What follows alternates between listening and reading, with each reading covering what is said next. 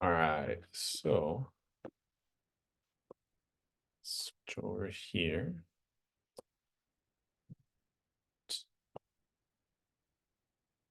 Excuse me, move this file up here. So we're going to start working with, let me switch this video over. I don't want you guys looking at me all the time. So I think it's minimized, but just in case. So here I have this data set. It's on Canvas. It's got worksheet 1 and 2. I created this one in the last video, just some stuff that I was showing with the slides. So I had this original data. It's from every single county. I think it was, yeah, 2021, October. Got cases per person, percent of the population was vaccinated at that time, excuse me, unemployment rate, etc. So had it set up, excuse me, to be income and vaccine. I just grabbed these two variables. So I've got median household income and then the percent of the county that was vaccinated. Okay. So I thought, maybe there's like some relationship here. Like, are these independent events? Like, if I knew that the county had a higher on average income, did I tend to see a higher percent of that county getting vaccinated or not? Right. So how would I actually find these probabilities, right? How could I find some of these conditional probabilities? Like, let's say our end goal is to know that if I'm looking at a county that has above average income, what's the probability that they had above the average vaccination percent? Right?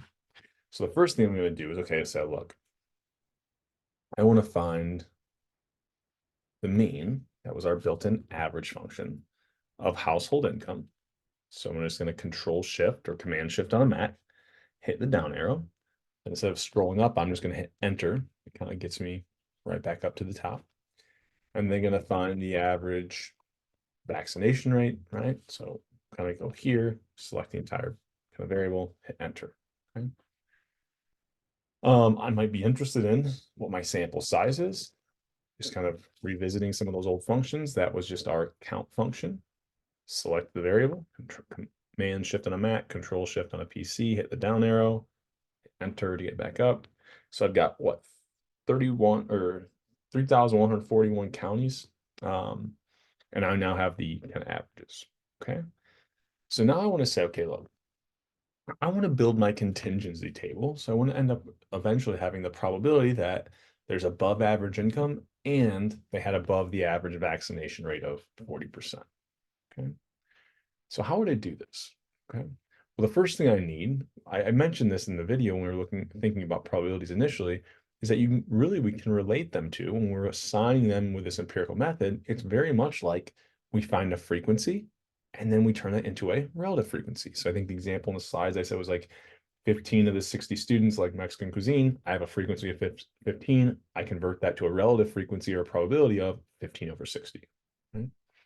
So the first thing I'm going to need to do in order to build my contingency table is build kind of like a frequency contingency table, right? So how do I do that, right? Well, we actually already used this when we were building our own histograms, right? Not using that built-in tool, which is the COUNTIFs function. Because what do I really want to do? I want to go through this data. I want to look at the income variable. So I'm first going to select this income variable. Now I could just keep typing in the formula bar, but so you can kind of see what I'm doing, I'm going to scroll up. It takes a while because there's a lot of observations. What am I doing here? Let me just drag this up to make it quicker. I just wanted you to be able to see this a little bit clearer, and it's kind of small here. But I could have just like clicked here and kind of kept typing. So I put, okay, I want to look through that median income variable, comma, and I want to count the county as long as that average or that income value is greater than the mean. Well, I have the mean income there. I'm not going to type in the number. I've got it in an actual cell, so I'm just going to use that cell reference. And then comma, I want to look through the second variable. Now I could select it just like I would usually, but I kind of now know the range and it's column D. So I'm just going to type it so I don't have to do a bunch of scrolling. So that's the second range I'm going to look through. Now with our histogram, we like kept selecting the same variable. Well, now remember, we're looking at two different variables. Does the county have above the average income? And now do they have above the average vaccination percent. Okay. I'm then going to close this parenthesis. Okay. Now I'm going to hit enter here. Now I see my frequency of 932. How can I find the frequencies of these other three areas pretty quickly? So this is not the probability of having above average vaccination percent and above the average income, but here I want above average vaccination percent, but the average income or below. So I keep, if I'm thinking about this COUNT-IFs formula, I'm still using the same values for the mean. Those are my cutoff values. I'm still looking at the same variables. I want this exact same equation. I've just got to change kind of my greater than or less than signs.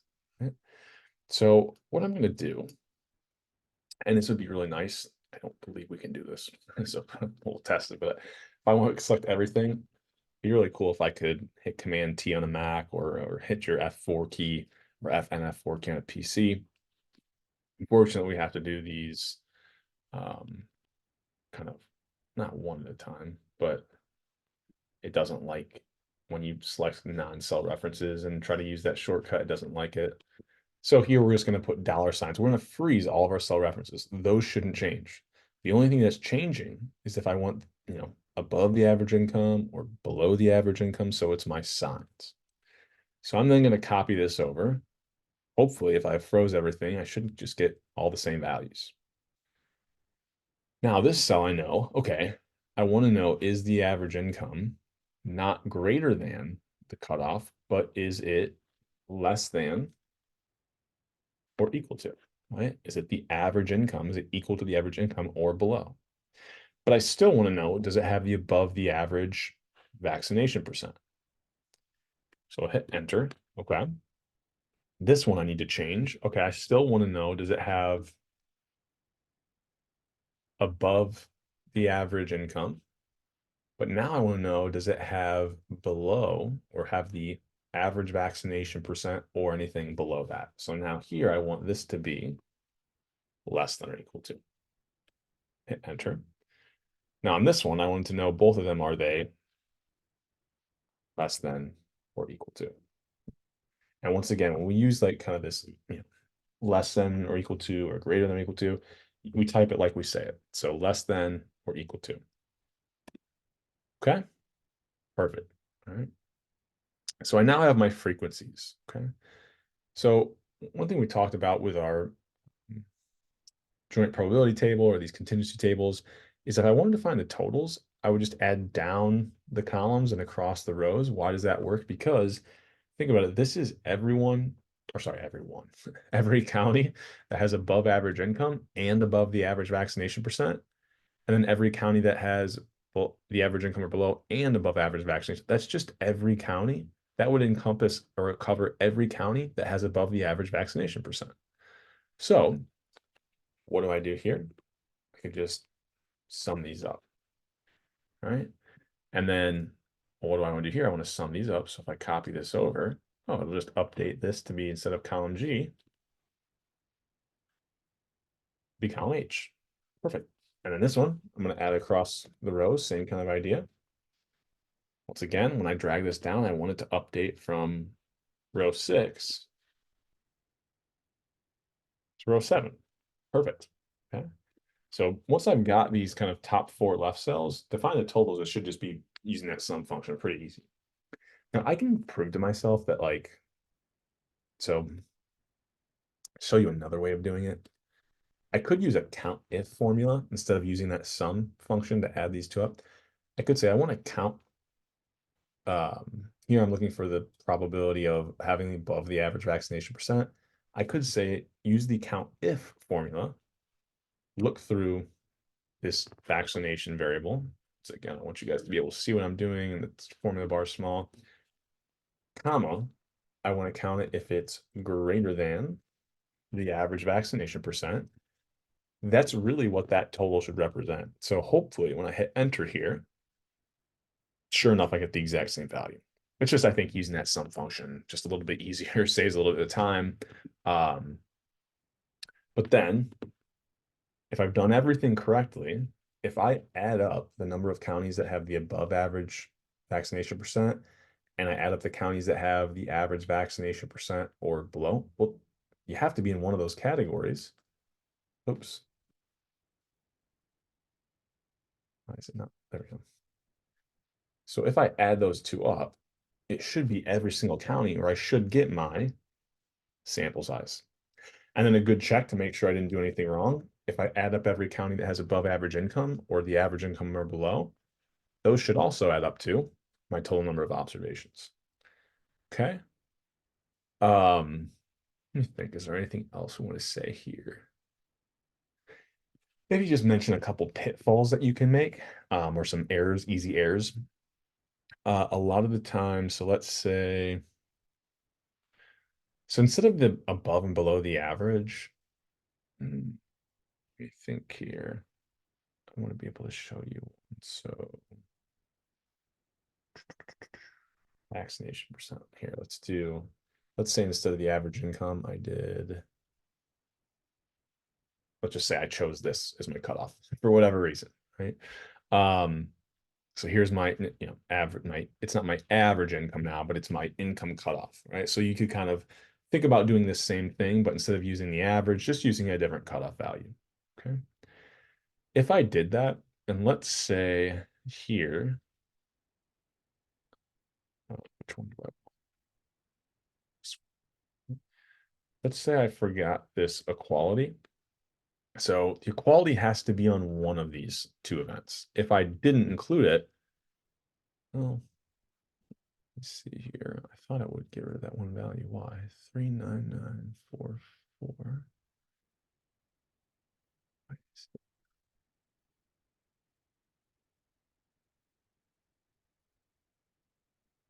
Hmm.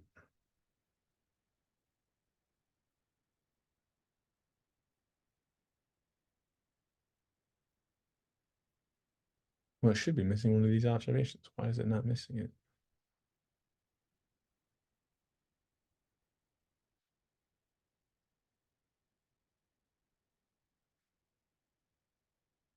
Hmm. Here, let me play around with this. I'm gonna do a different value that I know is on here. So 58233.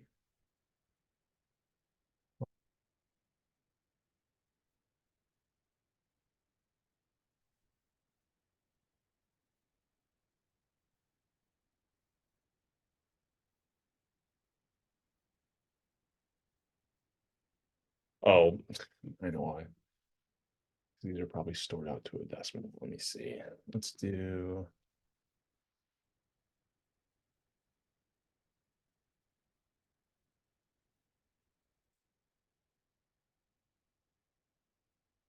Oh, let's go back here. I guess I'll have to edit this one.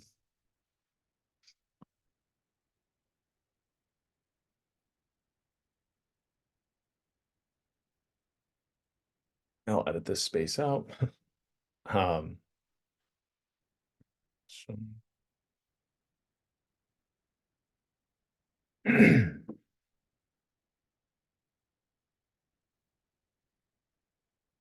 so one mistake that you could make, so the reason why we would do these checks, is like if you forgot the equality. Oh, there it is. Like, let's say I didn't have the equality right on one of these. So here, let's say I did, instead of greater than, so less than or equal to, greater than, um, let's say, actually, let's do one where I put it on both of them. So if I accidentally put it on both of them, and let's say I put in, instead of this as my cutoff, put that. Oh, what did I?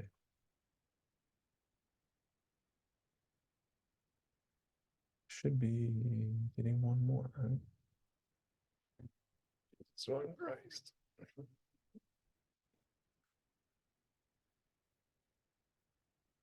Yes.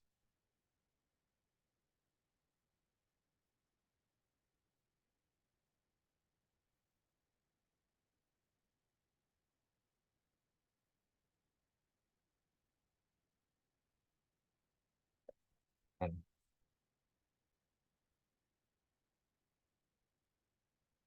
Writing all this out. All right, so we've got our checks. One thing to kind of mention, mistakes that can often be made that like might not have the right observations. Let's say like forgot this equality, right?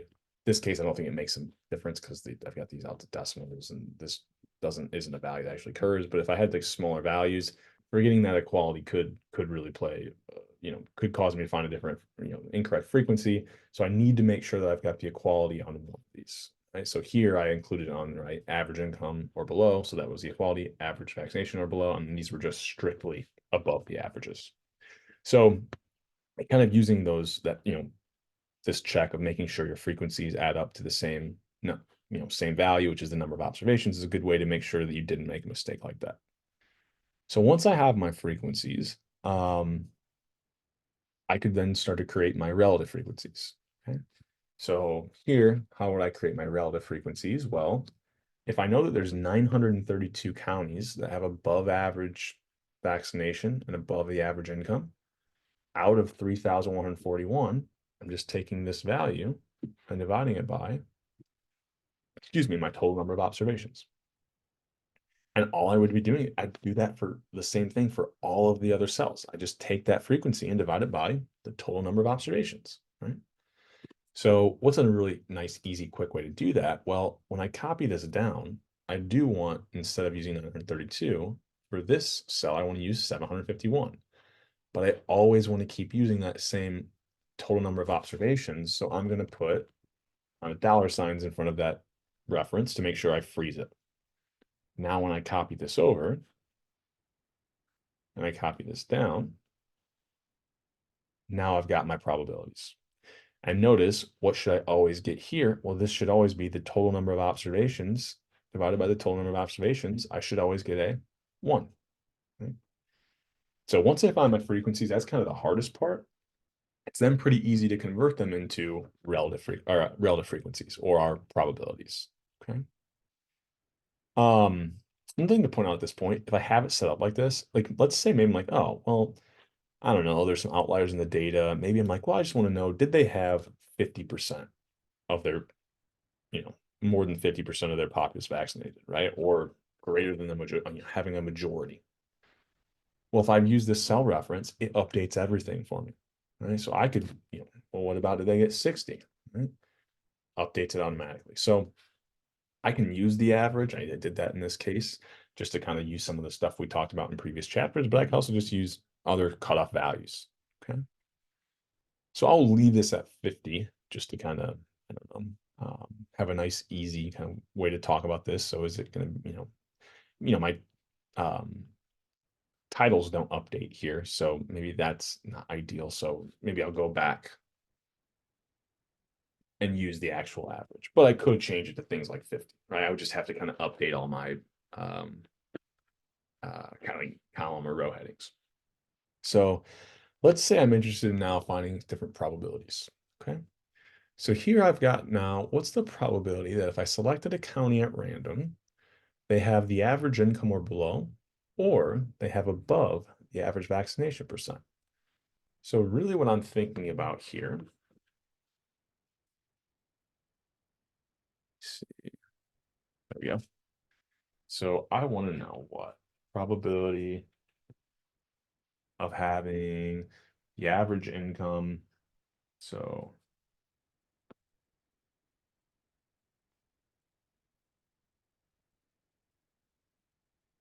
average income less than or equal to the average.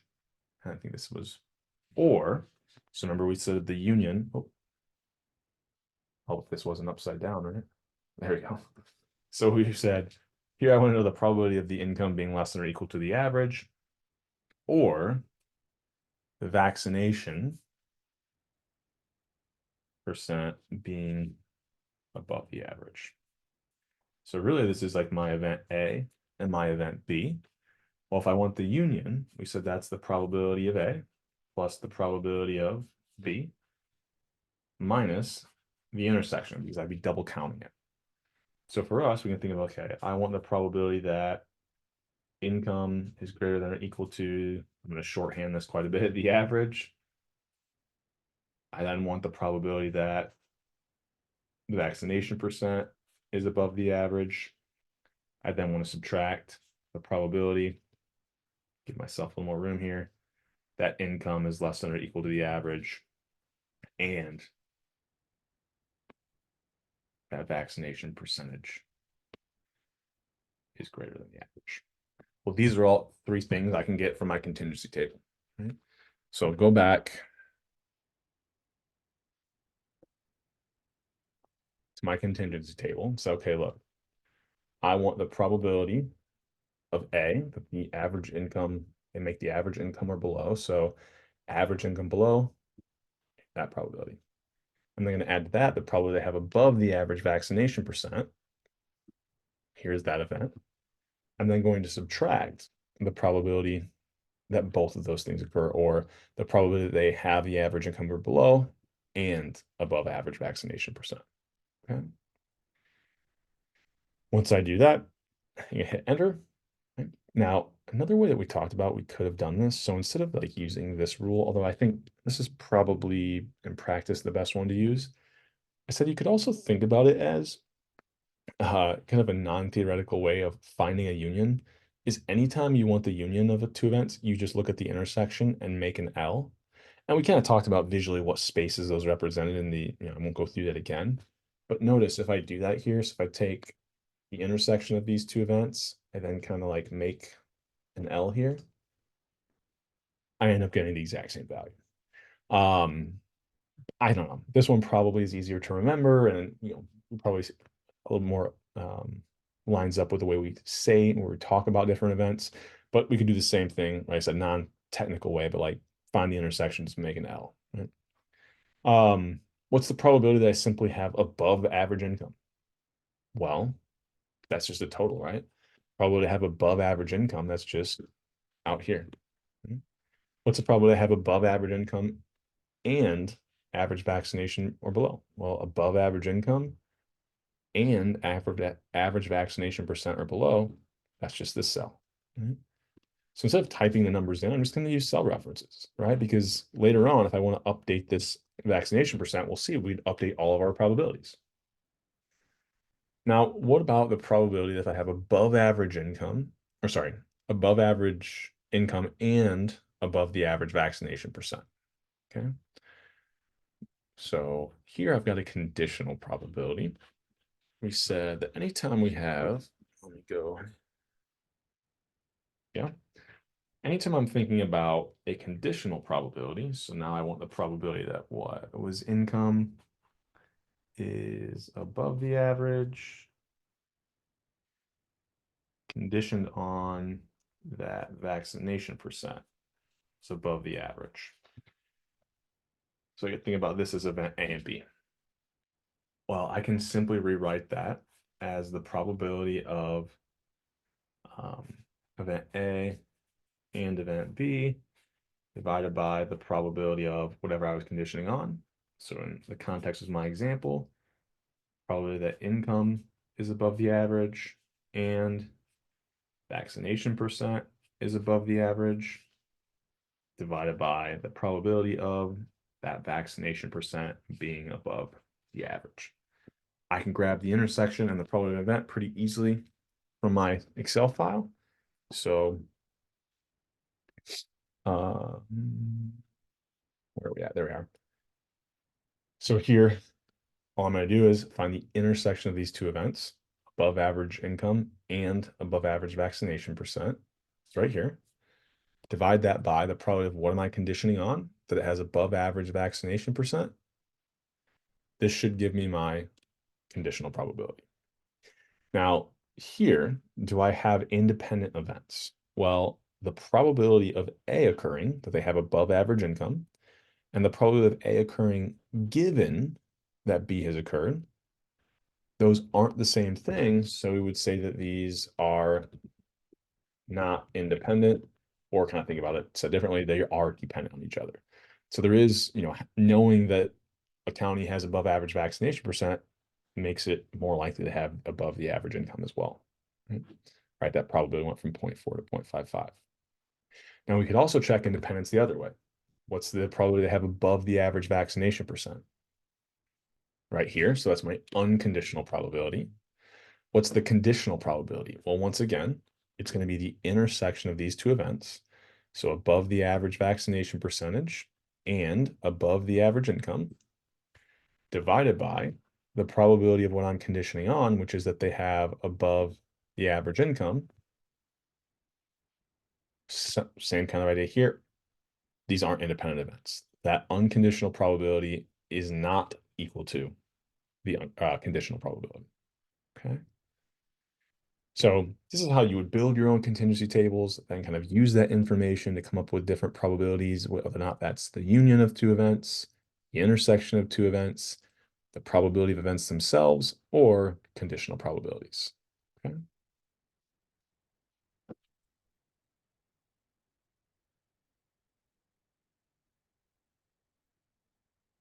This video.